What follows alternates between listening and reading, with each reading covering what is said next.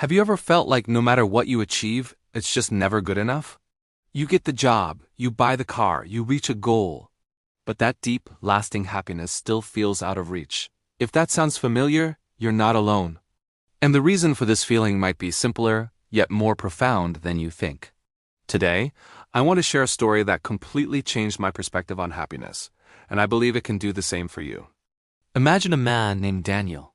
From the outside, his life looked perfect. He had a stable job, a comfortable home, and people who genuinely cared about him. But despite all of this, every morning he woke up with a heavy feeling in his chest, a nagging sense of emptiness. No matter what he accomplished, a relentless voice in his head would whisper, "It's not enough. You need more." This constant dissatisfaction turned his blessings into burdens and his achievements into stepping stones for the next, never-ending chase. His life was a canvas filled with beautiful colors, but all he could see were the empty spaces. One afternoon, on his usual walk home from work, feeling the familiar weight of his day, Daniel noticed an old man sitting peacefully on a park bench. There was a serene smile on the man's face as he tossed breadcrumbs to a small flock of birds. He seemed utterly content, as if that simple, fleeting moment was the most precious thing in the world. Daniel, driven by a mix of curiosity and desperation, found himself walking over and sitting down on the bench beside him. He hesitated for a moment, then finally spoke. "Excuse me," Daniel began. "I see you here sometimes and you always look so peaceful. What's your secret?" The old man turned to him with kind eyes and chuckled softly. "Ah, the secret," he said, his voice warm and gentle. "The secret is very simple. But the truth is, most people don't like it." This response intrigued Daniel even more. He leaned in closer, his voice earnest. "Please," he said, "I need to know." The old man nodded slowly, then reached into his pocket and pulled out two small, ordinary stones. He held them out in his palm for Daniel to see. One stone was perfectly smooth, polished by time and water into a gentle, pleasing shape. The other was rough, with sharp, jagged edges. "We all carry two fundamental truths inside of us," the old man explained, placing the stones into Daniel's open hands. He pointed first to the smooth stone. "This one," he said, "is gratitude. It represents all the good things you already have in your life.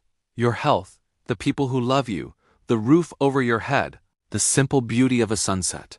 Then he gestured to the other stone. "And this rough one," he continued, "is desire.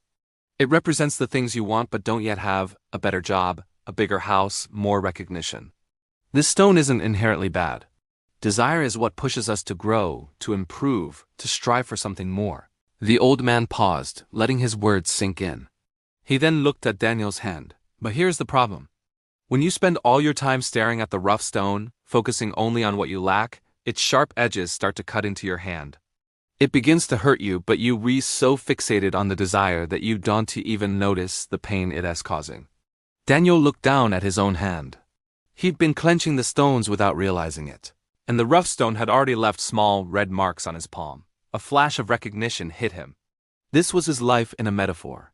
Most people, the old man said with a sigh, go through their entire lives squeezing that rough stone. They chase one desire after another, thinking that the next achievement will finally bring them peace. But the list of wants never ends. And in the process, they completely forget about the smooth stone they're also holding. They forget to feel its comforting presence. They forget to be thankful for the incredible good that already exists in their world. Daniel was silent. The old man's words were like a mirror, reflecting his own life back at him with startling clarity. The constant pressure, the anxiety, the feeling of never being enough. It was all the pain from gripping that rough stone too tightly. The truth felt heavy, but it also felt liberatingly clear. After a long moment, he looked at the old man, his voice barely a whisper. "So what should I do? How do I change?" The old man smiled his serene, knowing smile again. "You don't have to throw either stone away," he advised. "You can hold both. The key is learning which one to hold on to tightly, and which one to release when it starts to cause you pain." As he said this, Daniel consciously focused on his hand. He took a deep breath, and with a deliberate act of will, he relaxed his fingers. The rough stone, the stone of endless desire, slipped from his grip and fell softly onto the grass below. Instantly, he felt the tension in his palm release. The stinging sensation began to fade. He was left holding only the smooth stone. He held it gently, feeling its cool, comforting surface against his skin. And for the first time in what felt like a lifetime, a small, quiet wave of peace washed over him. It wasn't a loud, ecstatic joy, but a gentle, steady calm that settled deep within his heart. Nothing in his external world had changed, but inside, a massive shift had occurred. On his walk home that evening, Daniel saw the world through new eyes. He noticed the vibrant orange and purple hues of the sunset, a spectacle he had ignored for years. He felt the soft evening breeze on his face and heard the cheerful chirping of crickets. The world suddenly seemed a little brighter, a little softer, a little kinder. His job was the same, his home was the same, his life was the same. But his focus had changed entirely. And in that moment, Daniel finally understood the profound truth. Most people stay unhappy, not because their lives are genuinely bad, but because their focus is stuck on the jagged edges of what's missing. They spend so much energy chasing the future that they forget to live in the present. They forget to appreciate the simple, beautiful, and good things they already have. Happiness isn't about getting everything you want. It's about loving everything you have. So I invite you to think about the two stones in your own life. Are you clutching the rough stone of desire so tightly that it's hurting you?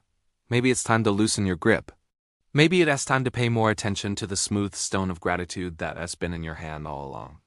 Take a moment today, right now, to think of 3 things you're genuinely grateful for. Feel the peace that comes with that simple act. It might just be the first step toward changing everything. Thank you so much for watching. If this story resonated with you, please give this video a like and consider subscribing for more content to help you live a more peaceful and fulfilling life. I'd love to hear what you're grateful for today in the comments below. See you in the next one.